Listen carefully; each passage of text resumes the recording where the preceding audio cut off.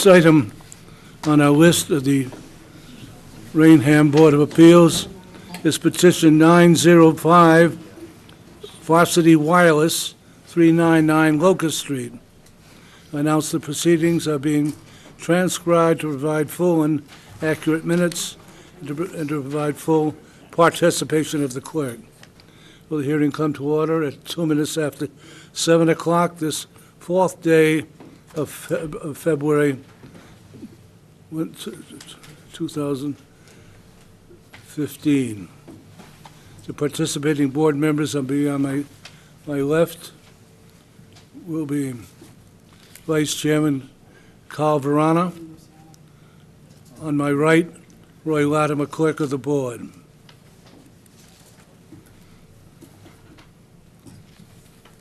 Will the clerk read the petition and other relevant matters, please?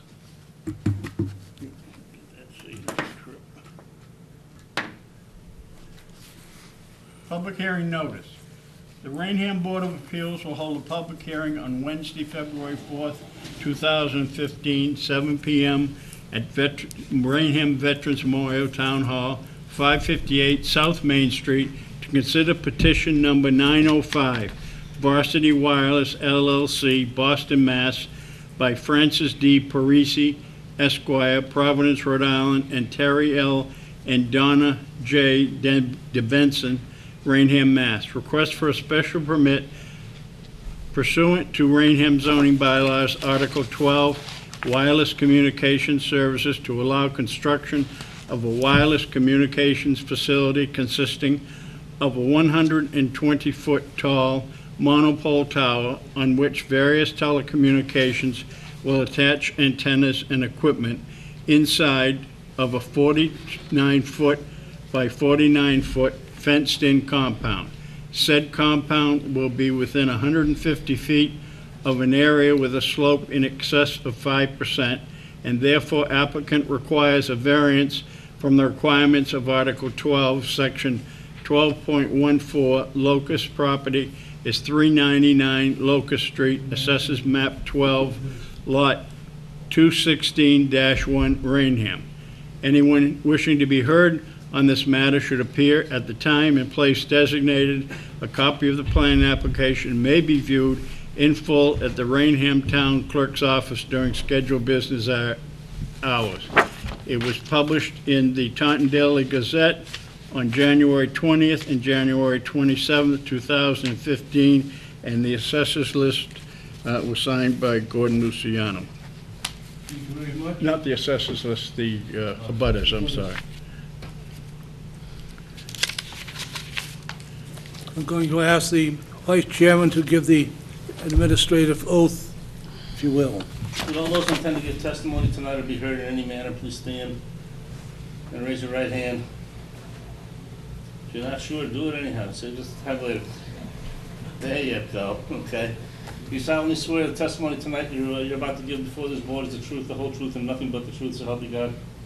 You may be seated. Thank you. Thank you. The petitioner or representative present, the reasons for granting the petition. I have a very long presentation, but as was read in the notice, my name is Francis Parisi, P-A-R-I-S-I. I'm an attorney representing the applicant Varsity Wireless. We are here tonight seeking a special permit to construct a wireless telecommunications facility consisting of a 120-foot monopole at 399 Locust Street. I'm sorry, it's Locust Street. We're also seeking a dimensional variance because one of the requirements of your bylaw with respect to telecommunications facilities is that it not be located within 150 feet of a slope of more than 5 feet. And because we're at a slope of 5%, and because we're at a slope of about 7%, we seek a dimensional variance. In addition, one of the requirements of your bylaw is that the tower be two different colors, green to a certain point and silver to a certain point. And we have found in consultation with a lot of different professionals, including your own planner, that doesn't really mitigate the visual impact as much as possible, which is another requirement of your bylaw, so we're seeking a waiver from that provision. Varsity Wireless is what we call a wireless infrastructure developer. We work with all the major telecommunications companies that you've heard of before, Verizon and Sprint and AT&T and T-Mobile. And what we do is we're basically real estate developers. We build vertical real estate. We build facilities that meet the requirements of your bylaw as much as possible, and also satisfy the bylaw's requirements to design co-locatable facilities.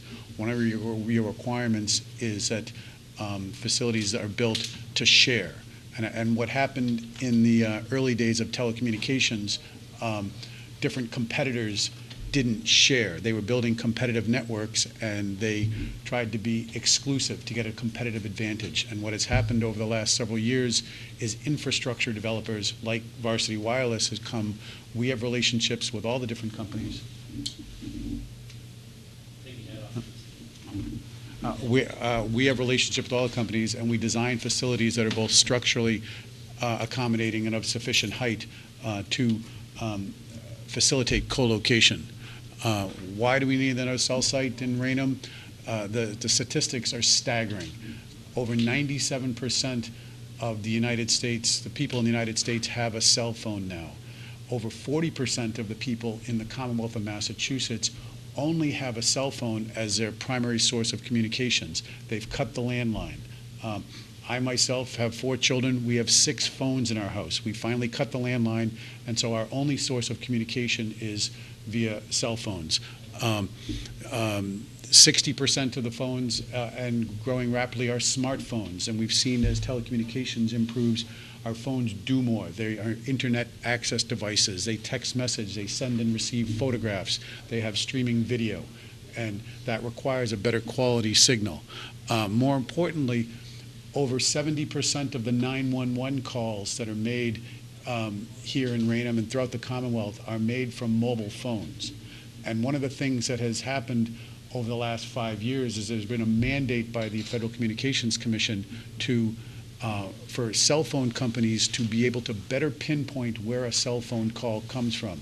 I tell everybody I live in Providence, Rhode Island, and 5 years ago, if I would have dialed 911 from this phone, the Providence operator would have picked up. But now, actually, when you dial 911, the Raynham operator picks up. And a cell phone has to have certain technology for public safety to be able to pinpoint where that call is coming from. So now, hopefully, when I call 911, the Raynham operator picks up and also says, "You're in Raynham Town Hall, aren't you?" And that technology requires a better quality signal, more cell sites, so that telecommunications companies can very accurately pinpoint where a call is coming from. And as you've heard through all the multiple advertising with telecommunication companies, there's a whole new generation of technology. This 4G, 4th generation technology, allows our phones to do more. But what's happening is, because our phones are working harder, the signal travels less. So places that we thought we had great telecommunications coverage 5 and 10 years ago are actually having a big discrepancy in coverage because of the evolution of technology. So the demand is there. People are using their phones. The other thing that's happened with cell phones, and I'm sure you're all aware, when cell phones were first designed and the networks were first being developed, everyone thought this was going to be a mobile technology. Everyone was going to use their phones as they traveled down 495 and Route 24 and Route 44, the major roads in town. But what we've seen is people are using their cell phones as their primary source of communications. They're using them in their homes and in their places of businesses. They're using them in all the commercial activity along Route 44. And that use, that in-building use, the stationary use, requires a better quality signal. You can imagine a building like this is a much greater structural impediment to a telecommunications signal than a car. And so in order to get a better quality signal in buildings, and especially commercial buildings and certainly residential buildings, you need a better quality signal. So all the telecommunications companies are very dramatically improving their coverage by building cell sites. The other dilemma that we have is that people are using these phones residentially. And we try to get as close to residential neighborhoods as we can without being in the residential neighborhoods. And it's been a challenge in every city and town in the Commonwealth. What this facility is designed to do, and we'll get into greater detail later in the presentation, is fill in a coverage gap basically along Route 44 from just south of the 495 interchange where Route 24 and Pleasant Street meet, going down Route 24, going down past King Street almost to Orchard Street, and then in the surrounding residential neighborhoods. There's a very dense residential neighborhood on the other side of Route 24, and then all the schools, the elementary schools and the middle school are relatively close to this facility. One of the things that we're finding too is that kids have cell phones, and you want the cell phones to work in the schools. You want and one of the things you have to remember is that a cell phone is a two-way communication. Everyone has the device, they put it up by their heads, and this device needs to talk to the nearest cell phone antenna, as well as the antenna needs to talk to this particular phone. And so for a phone to not work too strongly, you need the antennas closer. So there's a lot of push to put antennas closer to schools, closer to places where the children are, because they're using the phone just as much as we are as adults, and you want the phones to not have to work as hard by having the signal travel farther. This particular parcel was attractive as well because it meets all of the setbacks. You have a very detailed and extensive zoning bylaw with respect to the placement of telecommunications facilities. You have significant setback requirements. And this particular property meets all of the setback requirements, as we'll go in greater detail. The only variance we need is this slope requirement, which I quite frankly don't know why it's in your bylaw. I've never seen it before. We've got ways to mitigate all of the stormwater runoff and anything that might result as being on a slight slope, but that's the only dimensional variance we require. And the other thing that we need to establish is that there's no other facilities of suitable height. All the existing towers in town are up near 495. There's some antennas on a water tank down at the Orchard Street and Route 44, but there's a huge gap in coverage, as we'll get into further detail. And there's really nothing else of structural integrity to attach antennas to. I submitted to the board, I'm sure you've had opportunity to read it, about an inch-long package with all the requirements that your zoning bylaw requires. We filed the applications. We provided evidence of a lease with the landowner giving us standing to be here, the abutters list. I went through your bylaw very detailed and provided about a 25-page memorandum, which I'm sure you've all read, saying with each provision of your bylaw and how we meet it. This facility has been designed to comply with your bylaw in all respects. We do an immense amount of due diligence before we get here. We make sure that there's no impact on air navigation. We make sure, because we build tall things, that there's no FAA lighting or marking required, and we made that determination, submitted evidence of that in the package. We engage radio frequency experts to define not only where the gaps are, but also what the minimum height is to achieve those gaps. And our radio frequency expert is here. I'll do most of the talking tonight just to move things along, because I talk faster than he does. But to the extent you need technical information that I can't answer, Keith Valente, our radio frequency engineer, is here to ask that. We also do extensive real estate due diligence. We look at your zoning bylaw. Our real estate expert just walked in. He came in late. And he's the one that drives around and finds appropriate locations that satisfy the coverage objective, that satisfy your zoning bylaw, and that satisfy the intent and purpose of everything that we're trying to do. We submitted lots of photographs, and we submitted site plans. The other thing that was required under your zoning bylaw was that we put a balloon up in the air, and your bylaw is kind of unusual because it requires to put up a balloon in the air for several weeks from the start of the application process through the public hearing. And that's just technically impossible. With the wind and weather, balloons pop. So in consultation with the zoning board clerk and the planner, what we did, which was we put a balloon up in the air on a weekday and a weekend. We advertised it in the Taunton Gazette, and we provide notice to all the abutters so that everyone had a chance to see it. And I have tonight, for the record, photographs of the balloon and photo simulations showing what this tower will look like from certain vantage points. And more importantly, we have a very large map where our engineers drove around and show where it's visible and where it's not visible, and we'll go into that in further detail. The site, if you might know, is called the Denbeston Farm. It's a large track off of Locust Street, extending all the way from Locust Street down to Route 24. An aerial photo here shows Locust Street. There's a long access driveway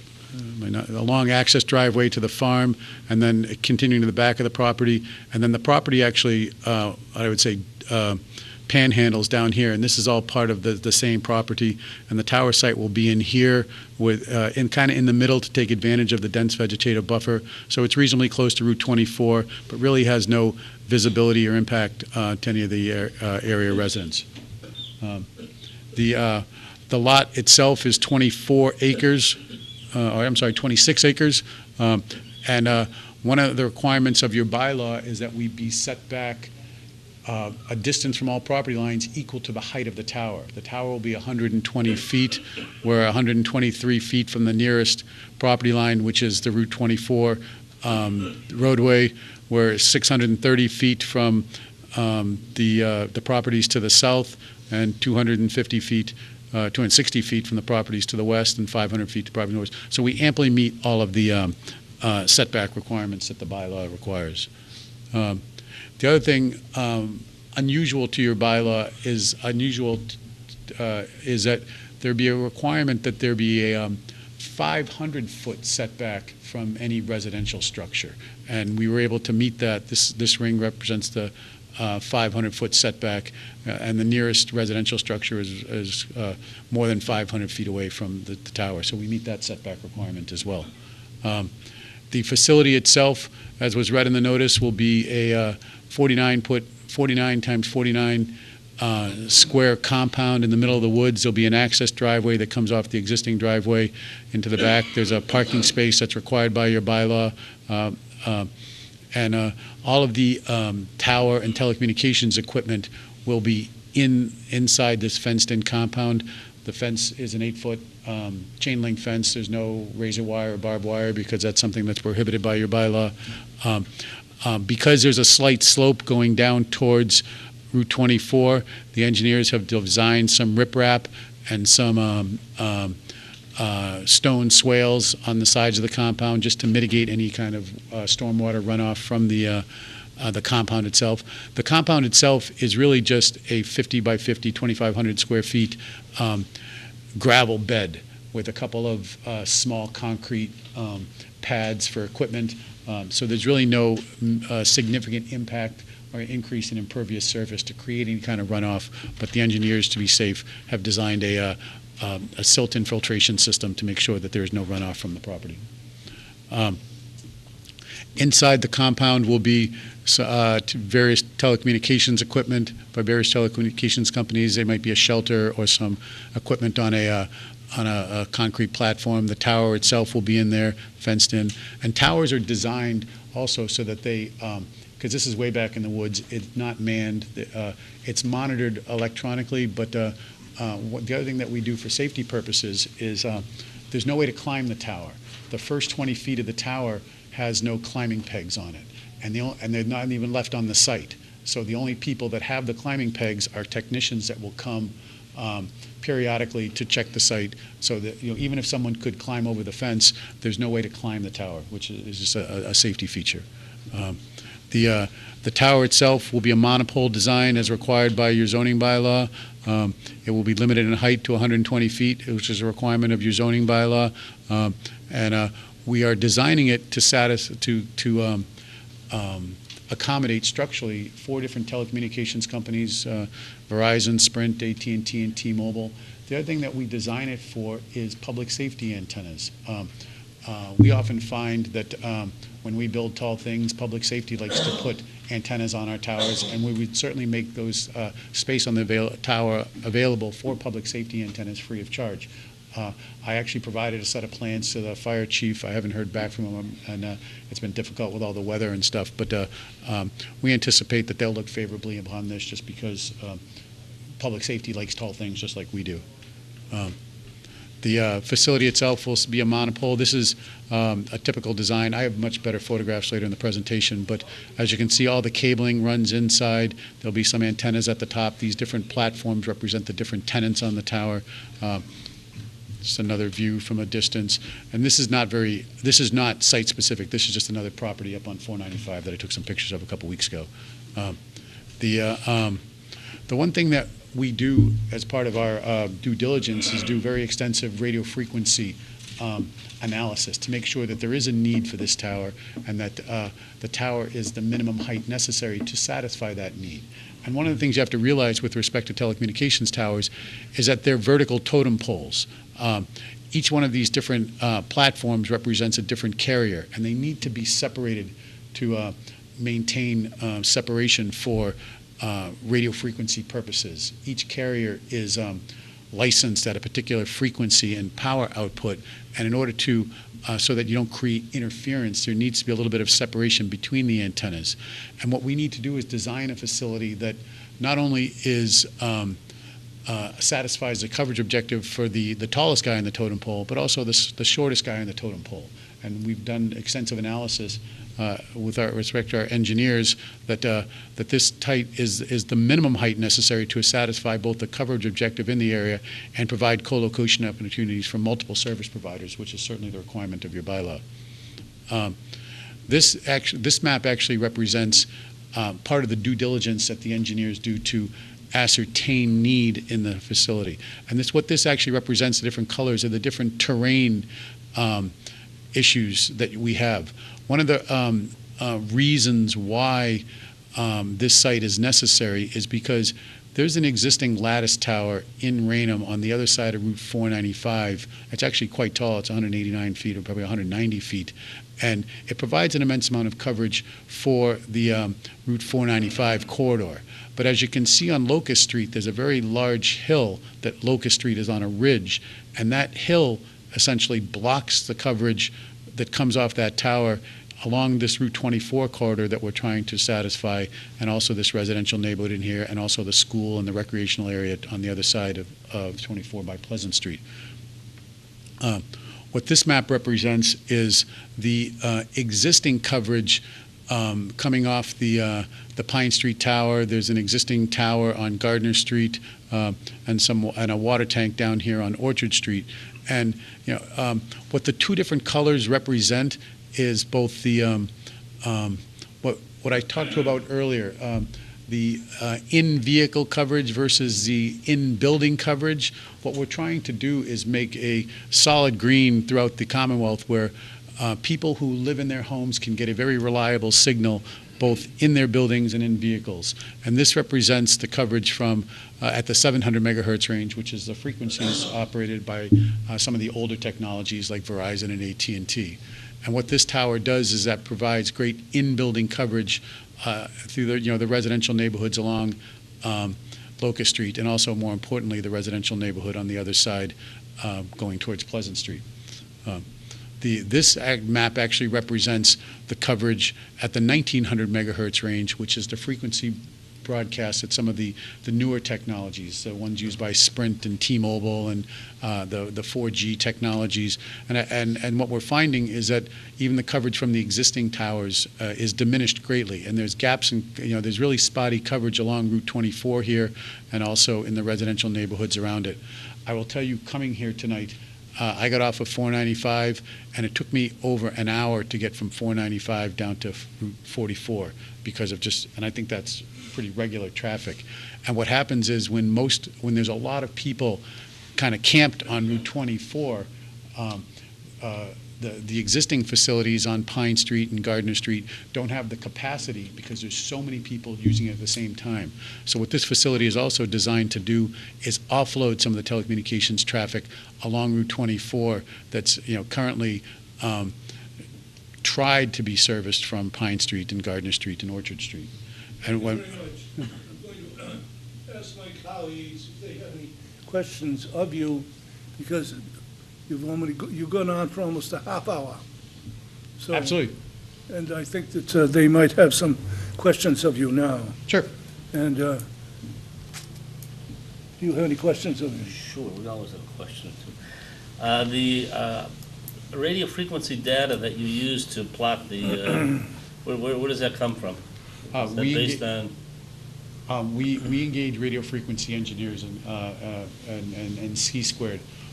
They do extensive due diligence based on software propagation models. We get data from all the different telecommunications companies, Verizon and AT&T and Sprint. So this is just a composite of all the different coverages from all the different facilities. Because you're basing this not on hard data specifically for that area, but on similar situations or models or what have you? It's based on computer modeling for all the different frequencies, or the two major frequency bands, the 700 and the 1900 frequency range.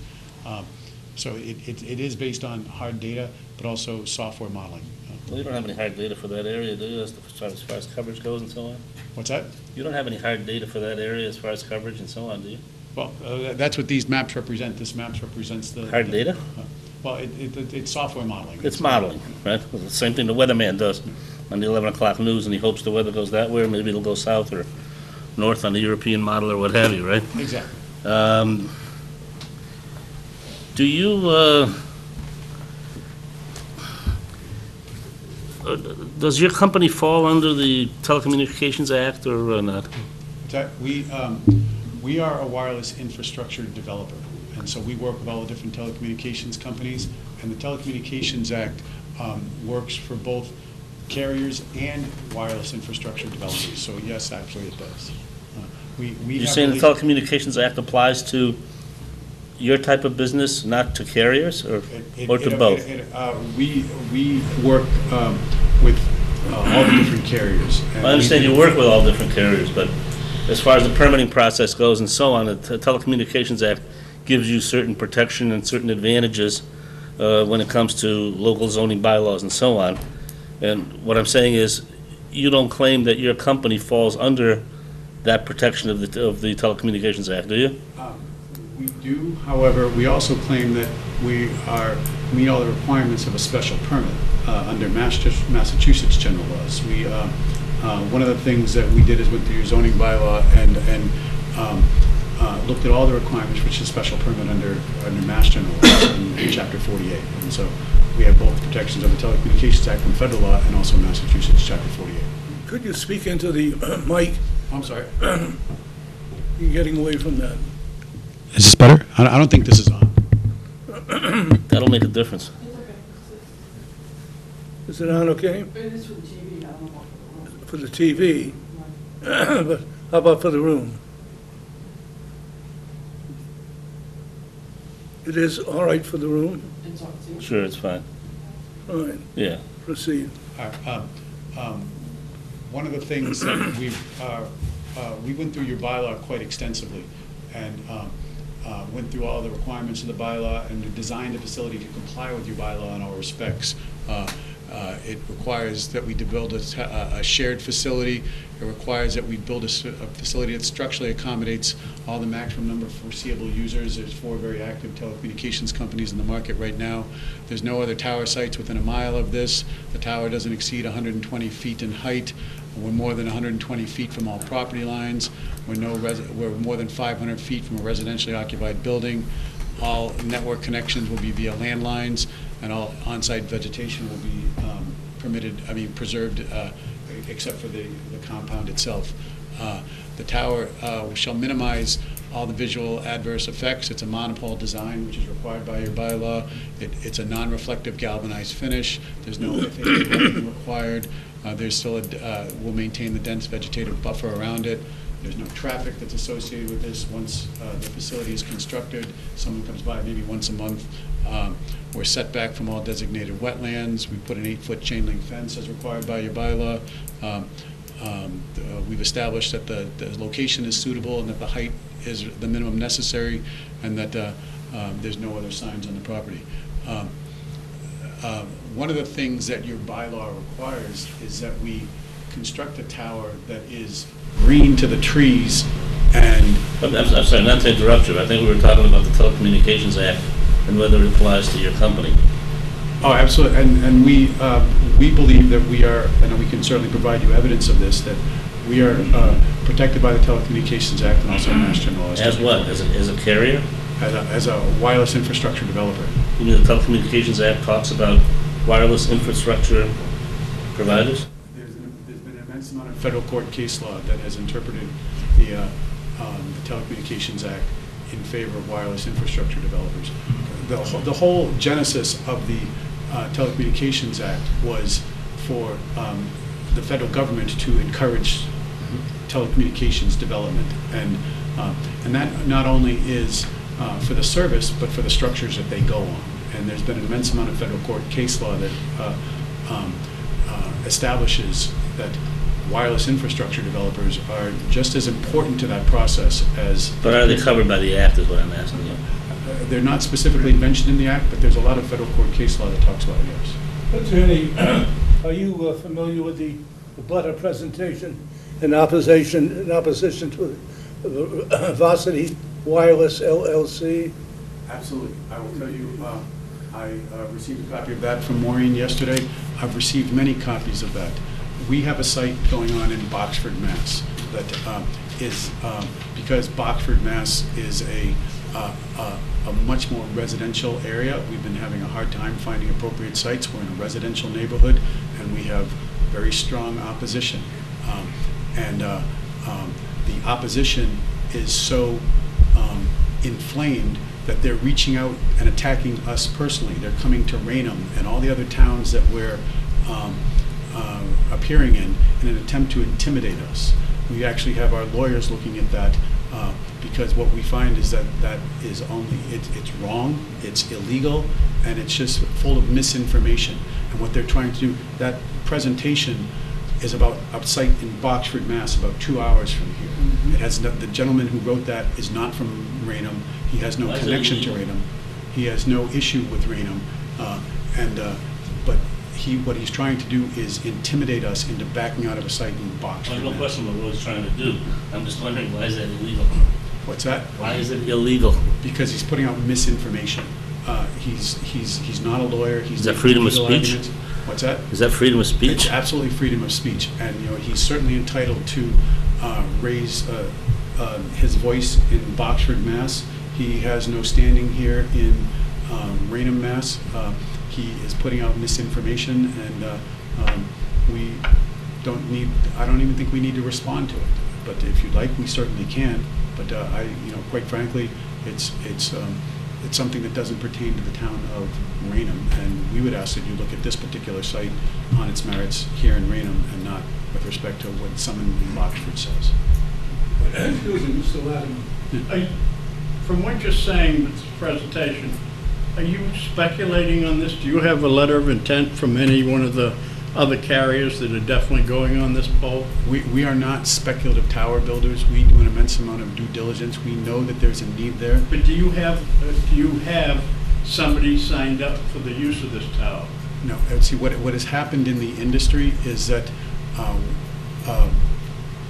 carriers like Verizon and AT&T have gotten out of infrastructure development, and they've partnered up with folks like us, and they provide us with their data, and they provide us with information.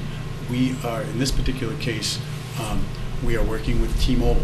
Do you have a letter of intent from anybody? Unfortunately, it's kind of they want us to go out and do the local permitting before we go out and So get. this is really speculative then? I wouldn't call it speculative because we certainly wouldn't build it until we had a need. We invest an immense amount of capital to do the due diligence. We would be required to invest an immense more capital to construct the facility. We certainly wouldn't construct it unless we had an anchor tenant. But you don't at this time? We do not at this time. You don't call it speculative. No, I don't, because we do an immense amount of due diligence. These facilities are very heavily regulated by the federal government. We have to do an immense amount of environmental due diligence. We have to comply with your bylaw. What was the definition of speculative? What's that? What is the definition of speculative? Is that going to your... I don't know. I don't believe we are speculative builders. We are. We look at your zoning bylaw. We look at the technical needs. We look at all of the requirements for your bylaw to build a facility. We certainly don't intend. Then you go out looking for a customer. What's that? Then you go out looking for a customer. We work with. Just on some of these. So my name's Steve Keller. I'm with Varsity Wireless. Your name is what? Were you sworn in? Oh, no, I was running late. My wife just had. You have to be sworn in to talk. That's fine. Somebody. Raise your right hand. Solemnly swear the testimony you're about to give before this board is the truth, the whole truth, and nothing but the truth. Thank you. Thank you. Thanks. Name again, please? Stephen Keller. Yes. So on 2 points, in regards to the Telecommunications Act, I think it's important that we're not seeking relief under it. So it really, whether you can argue whether we have standing or not, we're not seeking that relief at this time. So it's really an irrelevant point that Mr. Cassidy and it may be something that we have to deal with in Boxer, but we're not seeking any variances here. And from what we've seen in your bylaw, we wouldn't need to bring in the Telecommunications Act in this. How we originally found this site, T-Mobile, Mr. Dunbeston's here. T-Mobile had approached him originally, had a lease with him that had expired back in 2012. And I've been doing this at 10 years or so, and the people that I know through T-Mobile, when they were going through their merger with AT&T, that ultimately didn't pan out. You represent T-Mobile? No, I work with Varsity. But, so the site's, it's on T-Mobile's list. It's not a funded site, so they're not going to commit to the site. What, T-Mobile, are you? No, he's with Varsity. I'm with He's Varsity. the applicant. You're with Varsity. yes, You're an officer there. I'm Director of Development with Varsity Wireless. Fine. So, so in regards to this site, there's an opportunity to pick up a lease that was a needed site for T-Mobile a few years back, and like Fran was trying to say, and we would take a condition of approval that we wouldn't build the tower until we had a tenant presented, to apply for a building permit at the same time. So as far as a speculative perspective, we're not going to put up spend $200,000-$300,000 to build a tower with hoping that someone comes on it. It would be foolish on our part. So, and we wouldn't be here if we didn't think that the tower would ultimately be successful, because we spend a lot of money with Fran, the engineers, radio frequency reports, just to get to this point. So it's a site that we believe in, and again, we would not build it, and we don't mind a condition through you folks that we won't build it until we have a carrier to come on board. And you also, sir, maintain this is not speculative. So speculative from our industry is someone goes in, builds a tower, if you build it, they will come type of thing. We're trying to go through zoning. We have some general interest in the site. No one has funding to commit to it. So we took the initiative to go forward, spend the money to come through the zoning process. And obviously, again, the zoning decision will have a limitation of 2 years, I believe. And we're hopeful that and confident that once we get this through this process, we'll, because it does cost the carriers a lot of money to support us in zoning. And if the site's not funded, then we're just being proactive. And again, we can demonstrate need. And into your conversation, what we do for our propagations is we take the highest point on every tower, and I have Keith run the propagations. So what you're seeing is the best case scenario for each carrier. So T-Mobile, AT&T, and Verizon are not at the top of each tower. There's 4 slots, so T-Mobile might be down at 100 feet, but we're running on some of the towers. Keith have 150, 190. We're putting everyone's propagation at the highest point on each tower to show what the best possible coverage is in each area. So One thing, not to interrupt you, but one thing that struck me in other towers that we've had before the board is, we went through the same exercise, no other suitable existing structures in the area, minimum height necessary to achieve coverage, and so on. And the problem I have with that is, have the misfortune to be a lawyer, so I don't know anything about this stuff, Right, okay? understand. And I'm taking somebody's word blind, and, I'm sure your radio engineers and so on are fine people and do a good job, but I'd like to have somebody take a look at that situation for us and give us a better idea as to, what... Yeah, that's fine. And you could obviously ask Keith questions initially here.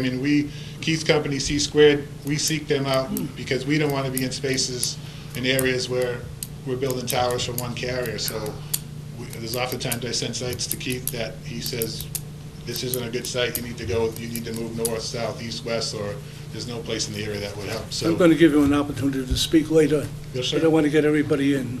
Okay, thank you. I have one question for you. On the site plan that you showed where you had the white spaces where there's no coverage, it was when you started. I live right in that area that's in white, and I get fine Verizon coverage. One of the things that you have to realize is that we're trying to build, a telecommunication company is trying to build a reliable network, something that works everywhere. And the fact that it works in your driveway doesn't necessarily mean that it'll work in your basement. The fact that it works along certain parts of your normal travel doesn't mean that it works along all the, what we're trying to do is create something far more reliable, and also, again, a better quality signal, a signal that penetrates buildings as opposed to just your car. The fact that it might work in your house doesn't necessarily mean that it works in your neighbor's house. There's a lot of issues, things that impact what telecommunications. I know some of the areas that you showed white, I know I have had no problem using a cell phone, and I don't know of anybody that's complained about not being able to use a cell, that even have other carriers other than Verizon. And I understand that, and one of the things that your bylaw requires is that we design facilities for multiple carriers. I understand that, and but also, you don't have a carrier yet. What's that? But you do not, at this point, have a carrier. I understand that, but like I said, there's a lot of other factors that go into reliable coverage, terrain and topography. We do an immense amount of due diligence just on the terrain and the location and the proximity to existing sites and all the other things that go into designing a telecommunications network. And one of the things that, if I were Verizon and you asked me, well, how do we know the other carriers need this site? They would say, I have no idea, because they're not looking at it from a co-location perspective. The thing in your particular bylaw is that it mandates co-location. You want sharing. And so what's happened is folks like Varsity Wireless have come up to force sharing, to encourage sharing, to design structures that are tall enough and structurally accommodating enough for multiple companies. But that sounds like speculation. I wouldn't call it speculation at all. There's just an immense amount of due diligence that goes into this. We're not, we've invested an immense amount of time and energy. We've been working on this site for several years. And the other issue that we have is getting everyone on the same page at the same time, and that takes time. And you heard Steve say, we started working on this site for T-Mobile, and then T-Mobile kind of disappeared for a while because they were in merger negotiations with AT&T. Different carriers are focused on different things, so it's going to be a very long time before I have all 4 people at the same place at the same time. But that doesn't mean that I'm only going to design this for 1 or 2, because your bylaw requires us to design it for all of the carriers in this market. Thank you, sir. Are there any others in favor of this petition? Actually, before we take... Excuse me. I'm sorry. Are there any others in favor of the petition?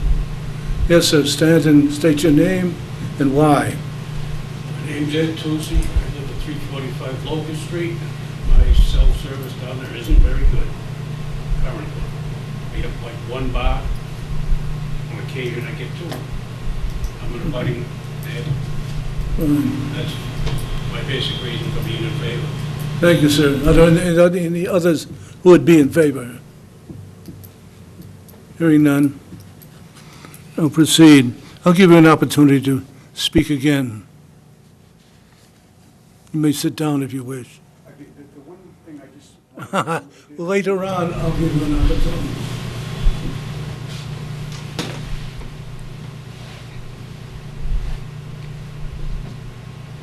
Are there any objectors present? Anyone who does not wish this tower to be built? Hearing none, would you want to register this? And the person who wrote it? Yes, make it power. Fine. And register the name and and make that record it on the As an objection. tape. Right now. Right now, record it on the tape. Oh. Document submitted entitled "A Butter Presentation in Opposition to Varsity Wireless LLC, Proposed Structure at 12 Mortimer Road, January 22nd, 2015. Fine. Okay.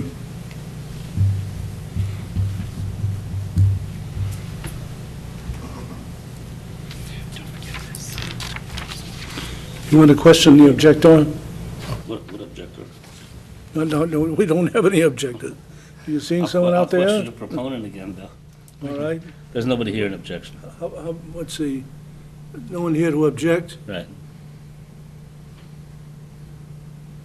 Any communications other than Yes. requesting denial? I know, but we do have something from the planning board, from the town Yeah. planner, if you want. Would you read that Yep. for us, please? Zoning Board of Appeals, addressed to Robert Newton, Chairman. It's dated January 22nd, petition number 905, Varsity Wireless LLC. Dear Mr. Newton, I am writing to offer a comment regarding the application before the Zoning Board of Appeals by Varsity Wireless LLC, petition number 905, that requests the issuance of a special permit to allow the construction of a wireless communications facility as well as a variance for the slope in excess of 5% for the property. In excess of 5% for the property known as 399 Locust Street, according to Article 12.19.c. Silver paint or galvanized finish shall be used on the tower above the tree line to blend with the skyline. Green paint or an earth tone color shall be used on the tower below the tree line to blend with the landscape. The applicant is proposing to utilize a galvanized finish for the entire structure and will be seeking a waiver exception to the article mentioned above to do so. In previous cases concerning the permitting of cellular towers, I have found that the utilization of a flat, gray, galvanized finish has been the most preferable treatment that allows the structure to blend in with its surroundings. Therefore, I would like to offer support for the approval of such a waiver exception. If you have any questions of the matter, please contact John M. Carbonneau, Director of Planning and Development. Thank you very much. Thank you. I'm going to ask anyone out there if they have any contention relative to the suggestion by John Carbonneau. You would know, is that paint that Carbonneau recommends, is that in accord with what you find in the construction of towers? Yes, sir. Please state your name. That's Stephen Keller from Varsity Wireless. That's typical in all the towers that I've been involved in. That's how it comes out of the factory, galvanized steel. It's the most efficient. The paint gets peeled after a number of years, so that's what I find. Fine. Thank you, sir. Thank you, sir.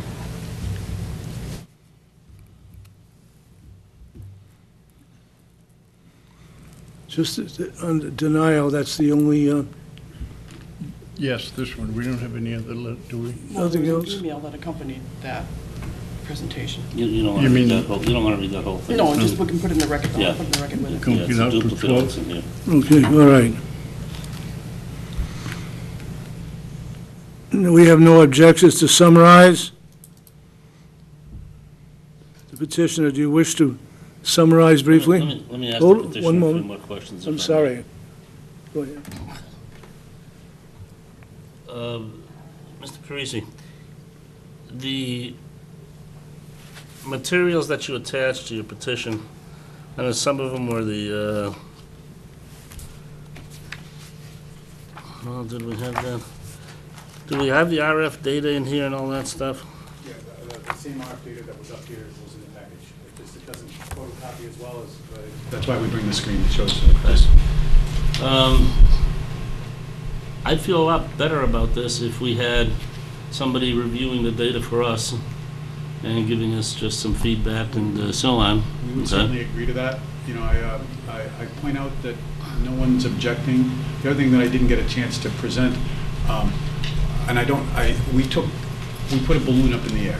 Yeah. I notified everybody, and we did a very extensive view shed analysis. I'm just gonna throw it into the record so that we have it. I have it up. I didn't have to interrupt, I took it right up there at 11:30 on the Friday when it was supposed to be floating until noon, and I saw nothing up there. Right, and the reason why you saw nothing is because you couldn't see it. What this map represents is the roads that all our engineers do. We don't just put a balloon up in the air, we engage an engineering company to do this very scientifically. They certify that the balloon was at 120 feet tall. They sit there and they monitor it. After my discussions with the planner and the planning board administrator, who I believe was the zoning board administrator, who I believe was talking to the chairman, we did it for 2 days. We did it for a Friday, a weekday, and a weekend. And what we did is we put up on Friday.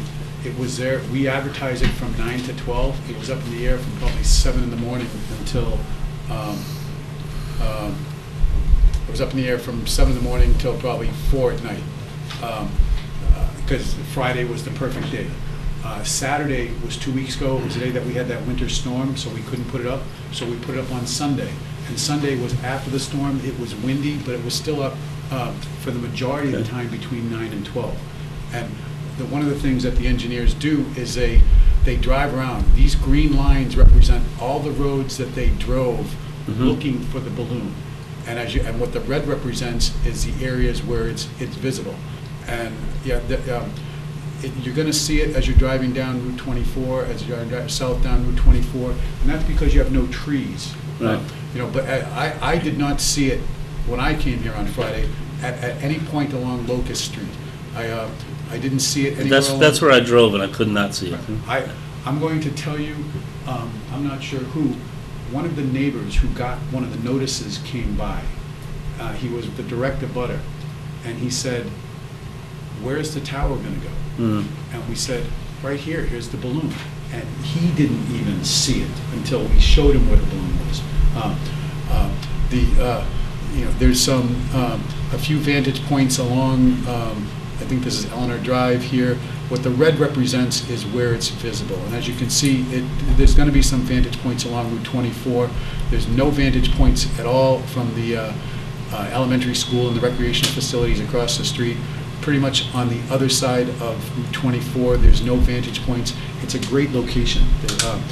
We took an immense amount of photographs. This is from the overpass on Route 44. Yeah, you can kind of sort of see the balloon, and that's what it's going to look like when we build it. What we do is we take photographs from other facilities and superimpose them. Our engineers are artists, and they do a great job. And that's what it's going to look like from Route 44. Here's what it's going to look like from Orchard Street. You can kind of barely sort of see it through the fencing.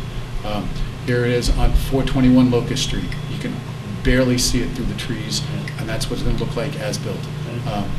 We submitted 30 different pages from Queens Circle. Yeah, you can kind of sort of see it through the trees, but as you actually build it, it blends in with the trees. Factor in also that this is during the winter when there's no leaves on the trees. Once these leaves come in, you're not going to see it at all. Do you have any shots from the other side of? Yeah, absolutely. This is from Duke Circle. Again, you can almost see it through the trees there. The other thing I'll tell you too is the balloon itself is 8 feet tall, which I'll show you a picture. But the balloon, because we have found that balloons inflate and deflate with different temperatures. The string is actually the string is actually 120 feet. This balloon is actually probably 128 feet because it's an 8-foot diameter balloon. So in that particular case, the tower is going to top off here. It's just they can certify that the string is 120 feet. They can't certify that the balloon is 120 feet. So you don't see it from Duke Circle. We took a picture from the recreational fields off Pleasant Street. There's no visibility of the balloon. They took a picture from King Street, a little bit of visibility. Again, where you're going to see this is along Route 24 because you have no trees here.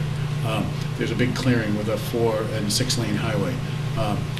Yeah, you're gonna see it from the overpass on King Street. This is from Michael Road and Eleanor Road. You can see it here, but again, it's muted by the trees, and you'll notice that when the trees come in and the leaves come in, you'll have barely visibility. And this is from the corner of Michael Road and Eleanor Road. Eleanor Road, I don't quite understand it, but there's a lot of like undeveloped, it looks like they laid out a subdivision and then didn't finish it, so there's a lot of, there's a vacant land along here. As you go farther down Eleanor Road, yeah, you can kind of sort of see it over the trees there. I think you proved your point. But we took pictures from Johnson Pond, we took pictures from the middle school, we took pictures from Burke Memorial Field. Thank you very much. Like I said, take any what the chairman was saying to you. I understand. I'm just trying to throw it in the record, that's all. Okay.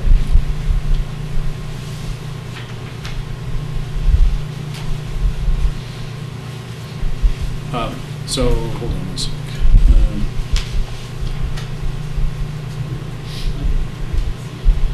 Are there any pertinent comments from others?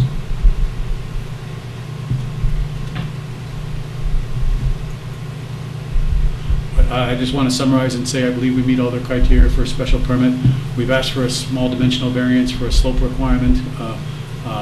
For some reason, I'm not sure why, because I've never seen it before, we can't be within 150 feet of an area with a slope in excess of 5%. The slope around the compound is approximately 7%. We've done an immense amount of engineering to mitigate any issues with the result of the slope. And as you're well aware, under Chapter 40A, we need to show that there are special circumstances relating to topography, which in this case, the slope is certainly the topography, affecting this property and not the area in general, because the slope is just situated on the property,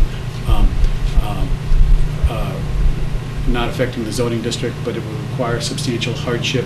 For us to move the site would require other variances, because we situate it in such a way that we don't need any of the dimensional variances, the real variances, the tower height setback variances, the 500 feet from property. If we were to move it away from the slope, we'd be moving it towards residences as opposed to towards Route 24. And so we'd have to get other variances, which would be the hardship that we need to. Do you think you've earned your money, sir? I appreciate that. I So think you have. For you. all the reasons set Thank you. forth. Now I'm going to close the hearing, and the board may now go into executive session. All may remain when the board deliberates, but none may speak. That'll be a hardship. What do you think? I think we need some help. You think so? Yeah, unless you don't. What do you think? We're in the age of cell towers. They're My going. only question is. How much? I think this is a good presentation here, except I'm concerned that it's speculative. I mean, I'd like to see someone signed up for it. Yeah, I would prefer that, but they're saying they're not gonna build until they have somebody in hand, which makes sense. Okay, I wouldn't either. But I'm wondering, you want to lay the money out for an engineer for engineering and for the reports and that kind of stuff? Is it worth it? I think if they had a It's letter not of intent from somebody, it Well- would be worth it to them. No, I'm saying it's worth it for us to spend the money on. Oh, probably not. Yeah, I mean, look, No. we're in an age where cell towers are everywhere, and I don't doubt that there are more towers necessary today. I mean, I remember sitting here, how many years ago? 15 years ago, 20 years ago, whatever it was, when the first cell tower went up, and it was a big deal. And, They're everywhere now. they're like fleas. But, I don't think it's a bad project. I mean, it's It's far, but as unobtrusive as it's gonna get. I agree with you there. And, based on that alone, if it helps us in another situation where somebody's building one, 5 feet away from the side of the school or whatever else, then, It's not down in the woods. It isn't bothering anybody. No, it's definitely not really visible from any main area other than maybe on the other side of 24, but we don't have any objectives. I just don't like the idea of the speculation, but I understand. You're not going to move until No. they get somebody signed No, on the but dotted. everyone else we've had here has been a company that Sure, is going to do it, yeah. so. That was the last generation It's just a in little this different, business. yeah. This is the new generation in the cell tower business. Okay. It's a different way of doing business, and that's fine. Hey, Want to make a motion? yeah, I move we vote on Accept it as presented. accept it as presented. I second. Third, raise your hand.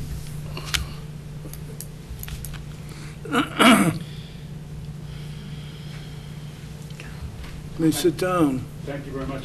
The board has decided that in favor of your request. What? Yes, the right to decision. Yeah. And Look, we're gonna want you to write a draft decision. draft decision. And we're in favor of it. All three of us have voted in favor of your application. Thank you. And of course, this will be registered with the Northern District Registry of Deeds, and will be at your availability within the next 2 weeks. Fine. Yes. Thank you for coming. One thing I would like to Hold it. add, Yeah, they do not construct before they have somebody signed up, yeah. because he had said that they wouldn't. Put it in. Okay, if you will. Yeah, I'm sure they won't mind that. All right. Let's take a 2-minute break. She's gonna run down and get a tape.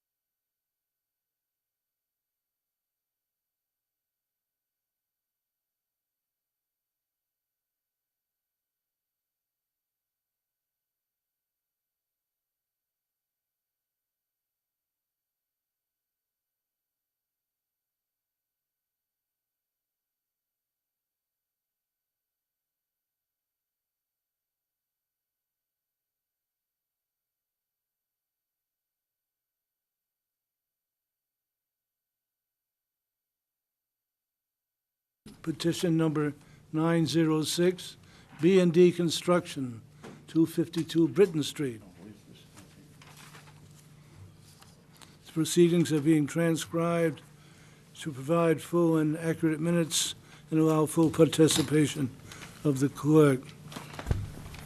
Will the meeting come to order at 10 minutes after 8 o'clock on this fourth day of February 1015. Participating board members will be on my left, Vice Chairman of the Board, Carl Verana.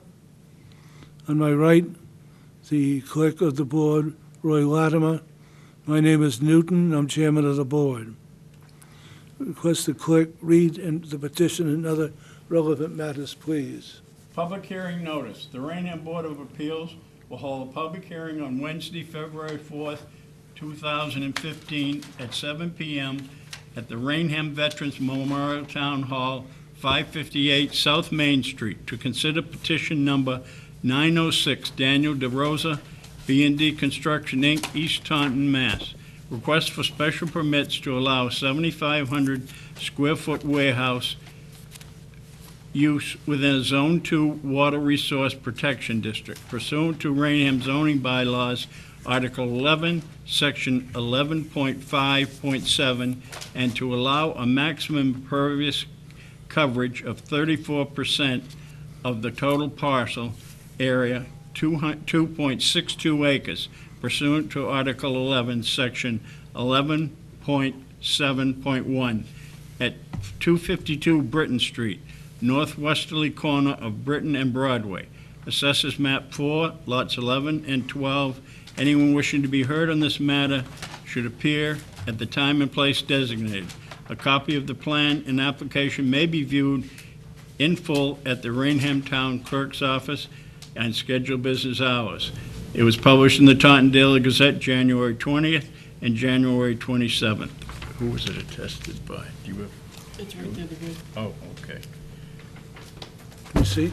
Yeah, I got the attesting here. And it was attested by Gordon Luciano of the Board of Assessors.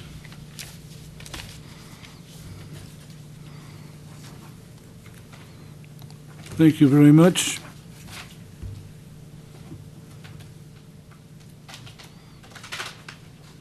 Would you again do the job? Oh, sure. All those who intend to give testimony tonight, please stand and raise your right hand. You swear the testimony you're about to give this board will be the truth, the whole truth, and nothing but the truth, so help you God. I do. You may be seated. Thank you. Thank you. Will the petitioner or representative present come forward and give reasons for granting the petition? Gentlemen, for the record, my name's Ken Motter. I'm a senior project manager with Field Engineering. I'm here representing Mr. Dan DeRosa from B&D Construction. We're here tonight pursuant to Section 11.5.7 to allow a warehouse use, which is an allowed use under a special permit issued by this board, and also to allow an increase in the impervious coverage from the maximum allowed of 15% to 34%. If it pleases the chair, I'd just like to talk about the first item of the special permit, which is the use, and then we can go on to the impervious coverage. There is somewhat of an overlap, but I would like to talk about compatibility with surrounding neighborhoods and everything with respect to the use.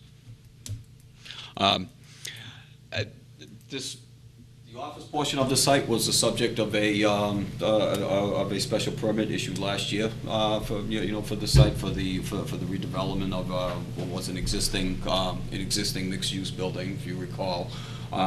With this development here, we have expanded a little bit on the parking area to provide the parking associated with the office building, and we've also made every effort to try to keep within the existing parking fields that was around the existing office area, and also, as most of the board is probably familiar with, is the large gravel parking area that faces along the Route 138 area.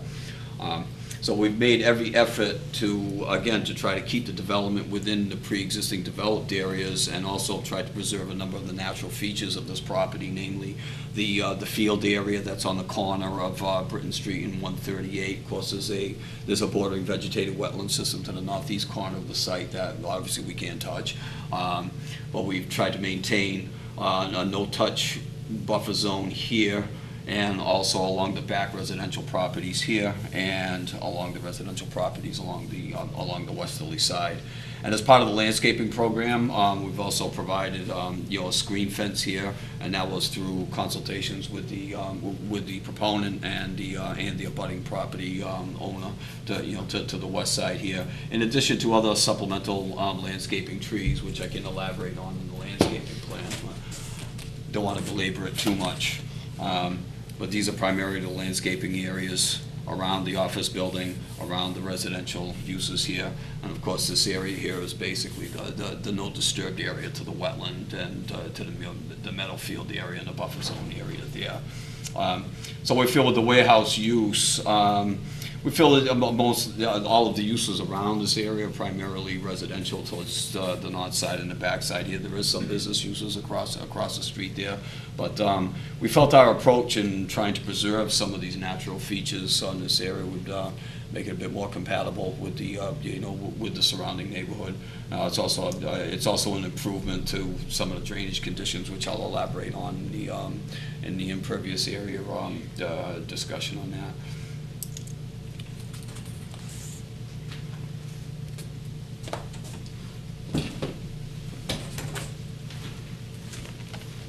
So we have here, these are the general building. This is the warehouse building. This would be the front view of the building here. This kind of shows the same orientation that I showed on that plan there. Side views and rear views of what the building's going to look like and what the facade's going to look like. Again, it's without you can't really see the landscaping along the side of it there, but it's going to be tastefully done around the building perimeter. What are those materials on the elevation in the middle? On the elevation here? Yeah. Dan could probably better address that. Dan DeRosa, representing B&D Construction. We're going to go with it's like a block. We're going to go about between 8 and 9 feet with a cement block. It's called like a split block, some sort of decorative panel, not panel, decorative block. And then above that, we're going to go with the metal panels. Okay. But we didn't want to just put up a metal building as we tried to fit the house in the neighborhood as we're trying to fit this warehouse in the neighborhood as well. So that's why we put some roofs over the overheads and put a little entryway in with a nice little door. And we went, I think this is about 8 feet, maybe more, maybe 9 feet of block, like a split decorative block. We haven't picked out the block yet, but it's on that idea of a split block and then a red stripe. Who's the manufacturer of that steel building? Have you selected one yet? We have not yet. It went out for bids recently. We think we're going to go with Package Industry. They're a local company in Norton. And their plant is in Sutton, Massachusetts, so if anything is needed really quickly, we're able to get it relatively quick. But we're going to use a local mason to put up the block. But, and the roof is a paneled roof, and we decided to go with a colored roof, so it just doesn't look like a white galvanized looking roof. We try to class it up a bit as well. Okay.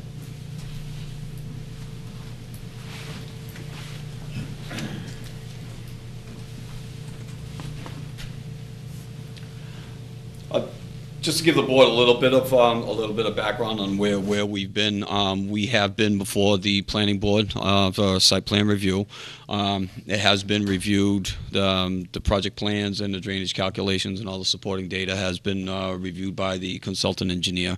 We have a continued public hearing with the planning board tomorrow night, which all expectation is that we should start to wrap things up. We have filed with the Conservation Commission. We have had one public hearing with the Conservation, actually 2 public hearings. We had one tonight, a continuation of the first one. And we've addressed some of the specific comments of the Conservation Commission, primarily impact areas with respect to the 25-foot no-touch buffer was primarily their biggest concern on that. We have continued with them until February 18th. Again, at which point we expect to have an issuance of an order of conditions on that. And once we get that, then he'd be off doing filing for the building permit application. To get into the impervious coverage. As this board's probably familiar with the drainage conditions on the site as they are right now. I mean, right now you have, unattenuated runoff that's basically from the parking areas, and all the surface water flow direction is towards the wetland system. So what you have is a large gravel area here that's primarily, it's untreated with respect to like water quality and quantity. There's no attenuation or anything. It's directly flowing into the into the wetland system. So one of the things we looked at when we were looking at the drainage system was, rather than put surface detention ponds here and here and here, we took advantage of the fact that we have very well drained soils here. There's all sands and gravels. Groundwater depths are in excess of 10 feet below below grade. So we opted to put recharge systems. So we have a system of 3 groundwater recharge systems.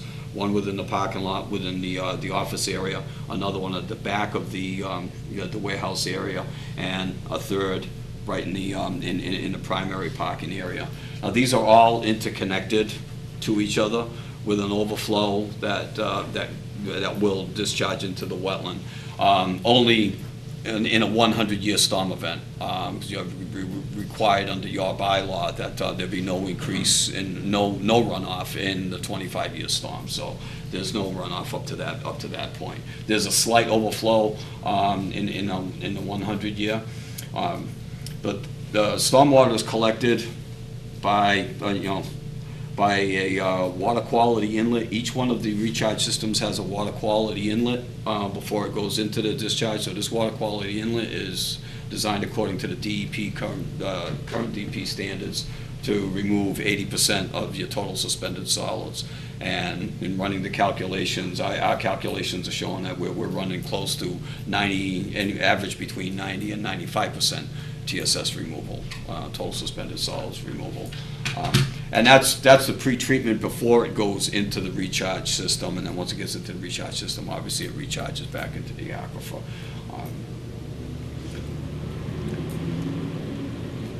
And we've also taken the roof drains of both these buildings here, and in an effort to add to the dilution factor, we've also tied those into the recharge systems as well, so there's no direct discharge from the roof drains into any of the wetland systems. They're all tied together. We've done a series of test pits within, below the footprints of each of the recharge systems, and we are able to meet the 4-foot separation requirement under your bylaw. Like I said, the groundwater depths are well in excess of 10 feet below, so we're averaging anywhere from 4 to 5 feet to the bottom of the hole, where we couldn't find any evidence of any groundwater.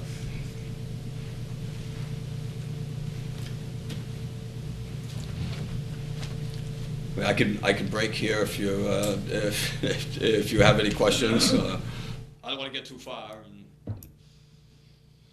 Mr. Latimer. Is that your wash area for your trucks right there? Yeah, it's on the Now, side. what are you doing with that water? That water, this is an enclosed area, and that water goes to an oil water separator that goes into the sewer system. Now, you're saying that all that is, your impervious material is gonna be asphalt, I assume? Yes. Yeah. Okay. And what we've done, we've tried to minimize to the extent practicable the amount of impervious area that we have here, and we have a special permit pending before the planning board tomorrow night to allow a reduction in the required parking. By the bylaw, we would need a total of 50 spaces. We're asking for 37 spaces, which is basically the bare minimum that we would need to support 24 employees and the service vehicles. Now, are you gonna have any outside storage on this? No, everything's gonna be inside the building. Trucks. You'll have trucks, you'll have the service building vehicles. materials. No building all that materials stuff. of any kind. We'll be outside.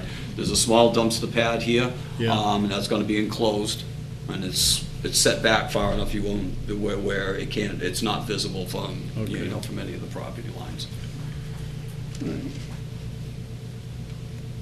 Anything further? No. Well presented.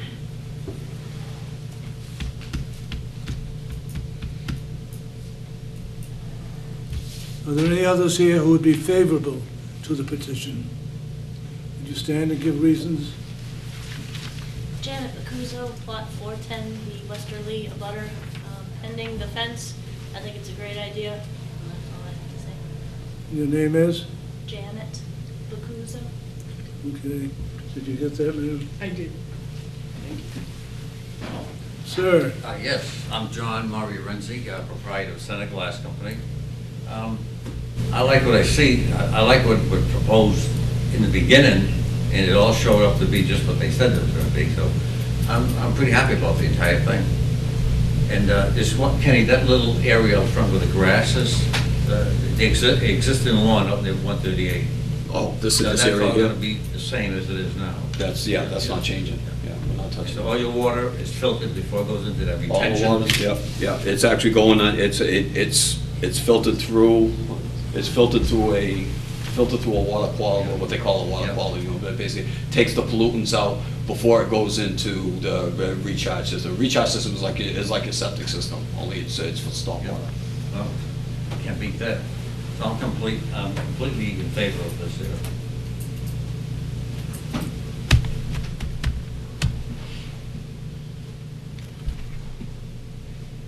How much landscaping do you have on the west side of that driveway?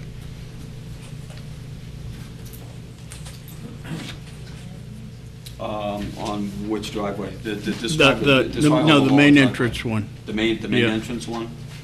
On the left side here? right in that area that you showed. This here, this is where the existing stone wall is. Yep. And right above that, I think he's got creeping junipers here. So we're keeping the junipers there, and then there's ground cover. I'm not concerned about that, I'm concerned Okay. really at the entrance, because that is on a residential street. Oh, If over there's here? adequate landscaping in there to somewhat shield the parking lot. We have two parking trees here, one on each end of the islands there, and we have there's an exit where the existing maple is here. There's gonna be another one between the two. If we need to fill this area in, we certainly could put another tree in here. Yeah, I think that would be. Yeah. Because that is definitely a residential street when you go up it. Yep, Okay. yeah, Okay. yeah, we can add that. Any communications requested in favor of the petition? Okay, I do have a letter. Ready? Speed. Put my glasses on here, you wouldn't like what I said if I didn't. Okay, this is from Ken Motta to John Carbonneau, and it says, all. I spoke with Arthur Bendelli at the North Raynham Water District today with respect to B&D construction site on Britton Street. I described the stormwater pretreatment system and recharge system we have proposed, and he has no issues with the design. He has reviewed the original submitted plans and takes no exception to the proposed stormwater management system. I further explained that the updated drawings for the peer review engineer's comments did not result in any substantive changes to the original stormwater management system design.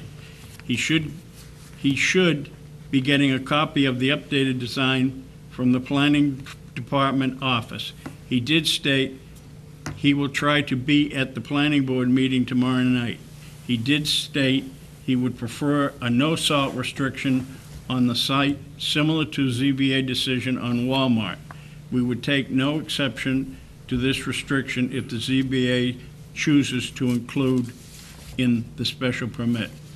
Signed by Ken Motta. Thank you And the very- date of that is February 4th to 15.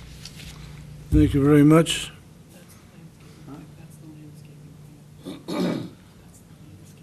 Oh, and we do have a landscaping plan here,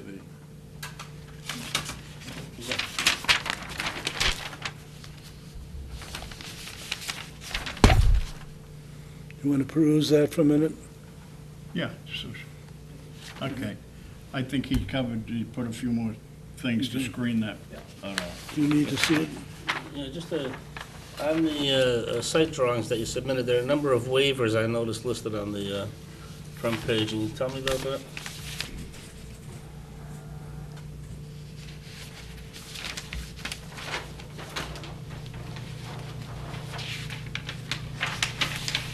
You're not disturbing that existing stone wall, right? No, Okay. we're not touching, no, that's. That's a landmark. The first requested waiver that we have before the planning board is for the traffic study, and this was on the basis of the amount of trips being generated here per day. We looked at the existing traffic volumes that were recorded by Mass DOT just south of the intersection over here, and I believe it was about 2,000 or 2,200 trips per day. And with the traffic generation that we anticipate with this, based on the ITE traffic generations, it's only about 94 trips per day. That makes sense. Skip the next couple, go down to granite berms, Okay. On the berms? the granite curbing. Yeah. The planning board regulations require vertical granite curbing Right. throughout the perimeter of the project. We're asking for relief on that to provide a hot mix asphalt berm around the outer perimeter. We are gonna provide the granite curbing along this radius here, since this radius is, the radius is, that's gonna see most of the truck traffic coming in and blended in with the existing granite curbing there that's out right on Broadway. How about on the other side? On this side here, we weren't proposing any edging at all on this side here, because the grade is pulling back. This is the high point here, so the grade is pulling back here, and then the flow direction is down the middle of the parking lot there. So there's no need to have a berm there to contain the water when the water's flowing away from the edge of the pavement. So we were just gonna do the berm. There's no edging out here on Britton Street right now, so we're just gonna just transition the berm to a zero reveal here, and then come up with with the asphalt berm along the outer perimeter. You satisfied with that? Not really, but I'll look the other way. I'd like to see granite on Britton Street. Well, we have it Yeah, here. and stop, and then you stop. This is where the wall Yeah. ends, and this is the edge of pavement here. So, I mean, it really doesn't lend I itself to know what putting you're it- saying with the oh, water okay. flow, but I'd also like to say, to protect that stone wall, I would not like to see something that happened with the house where you started working there and the stone wall started to fall and you tore it down. So, I mean, if there are any changes, I think we should be notified before those changes are made in the field, Okay, not like the house. that's reasonable, yeah, absolutely. I have something to add to that. Also, we actually, not only are we saving that. Your name, please, again. Oh, I'm sorry, Dan DeRosa, the B&D Construction. Just to add to that, this is the stone wall here, I don't know if you can see it from there. We're actually, and then there's an existing set of stairs right into the earth there. We're actually extending that stone wall into the foundation of this building because we like it so much. But that wall won't be touched by anything, that wall. And I think we were very surprised at the demolition of the existing house. I think what you put back there certainly is an acceptable change, but I think this board would like to be notified if anything major occurs on that site. Yep, absolutely. We love that wall. And as a matter of fact, we're gonna. You love the old house, too. I do. And it looks just like an old house still. Yeah. Yeah. And we'll actually add another stone wall above that. Okay. The same kind of stone to hold back the earth up here. All right. Thank you. Thank you. Are there any objectors present? No. I don't think so. What do you want? No, I just want you to get these here. Nobody spoke. Any, No. nothing communications requesting denial? None, No. No. that's- none.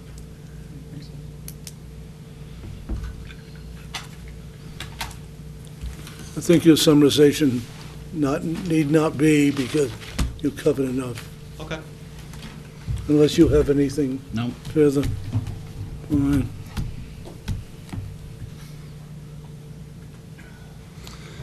Now declare the hearing closed. Board will now go into executive session. All may remain while the board deliberates, but none may speak. You have any problem? I don't have a big problem.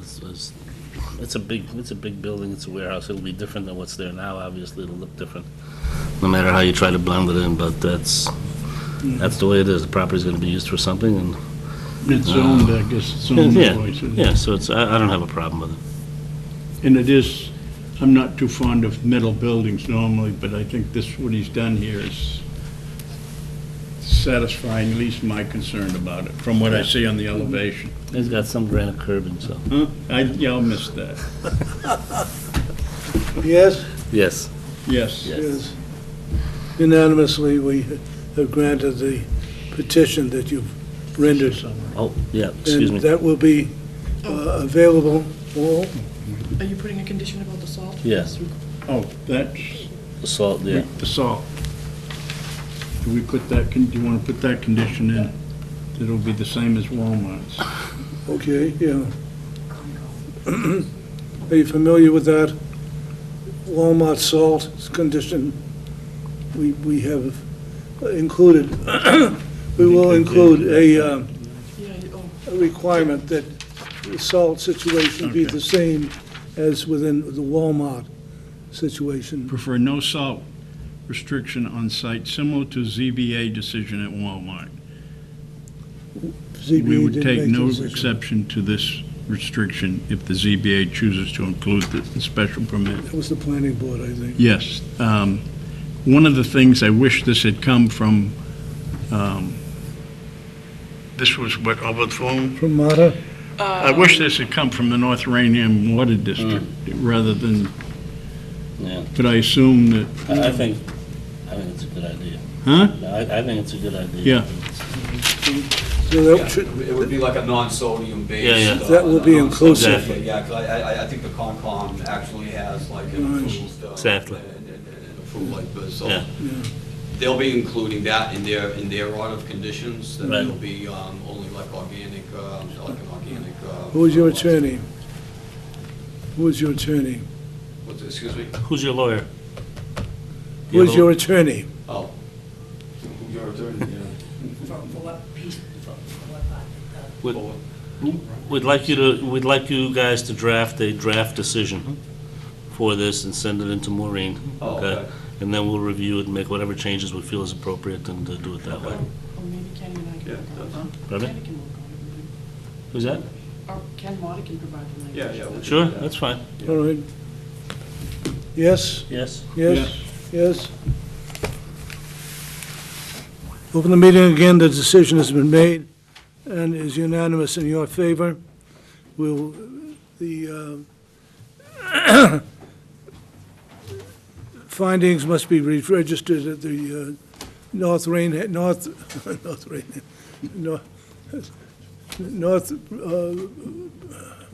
where were we?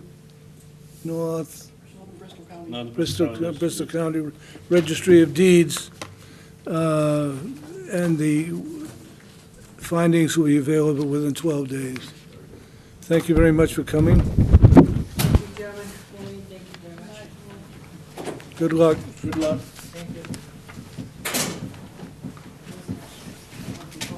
All right. 20 of 9, are you people nuts? I was hoping for 9. I'm pleased.